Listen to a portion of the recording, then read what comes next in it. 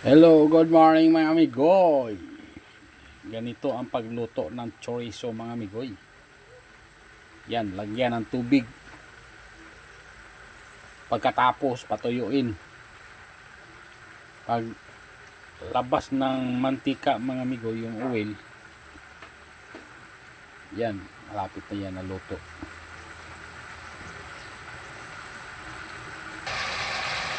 Ayan na mga amigoy, malapit na ito maluto mga amigoy.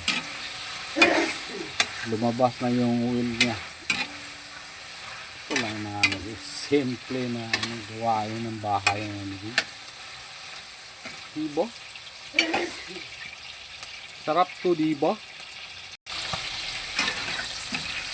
Ganun-ganunin lang itong mga amigoy para hindi dumukot, hindi mapagod. Ano yung pagod sa ano.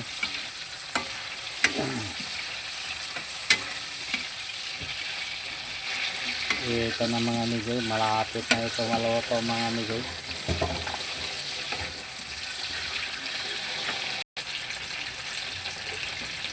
Luto na ito mga amigoy. Tingnan nyo, golden brown. Ayan. Ito na tayo mga amigos. Sa ulitin. Bukas na naman pag may ano time, amigos. Bye bye. Thank you for watching.